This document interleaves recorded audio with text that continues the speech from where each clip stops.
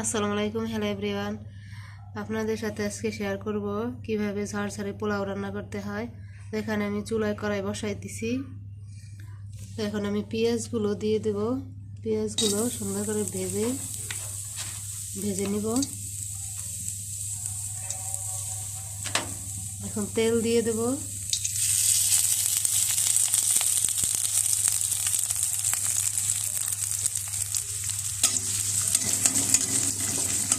পেঁয়াজটাকে আমি বাদামি করে ভেজে নিব।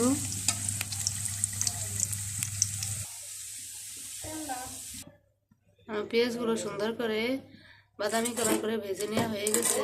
এখন আমি কড়াইতে চালগুলো দিয়ে দেব।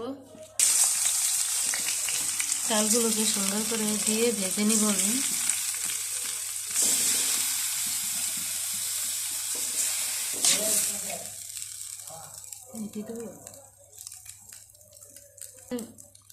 এখন আমি তেজপাতা আর একটা দারুচিনি আর একটা এলাচ দিয়ে দেব। চালটা আমার প্রায় ভাজা হয়ে গেছে, আমি আর একটু ভেজে নিব। পরিমাণ মতন লবণ দিয়ে দেব। এখন এখানে আমি একটু আদা বাটা দিয়ে দেব, 1 চা চামচের মতন।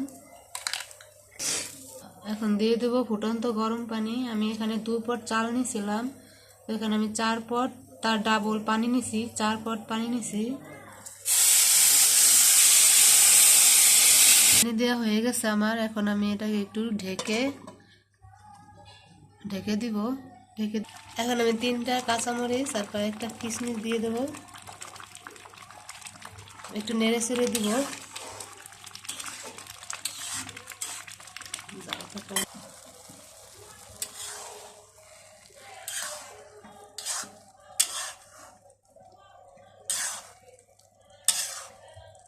আমার পোলাওটা হয়ে গেছে। এখন আমি বেরেস্তাগুলো দিয়ে দেব।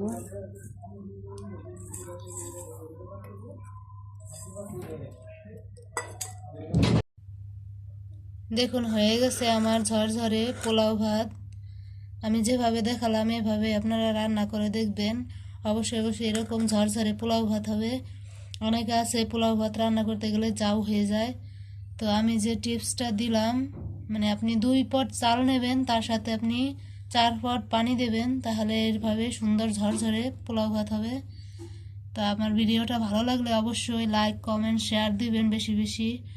আর কমেন্টস করে জানাবেন যে কীরকম হলো আমার রান্নাটা।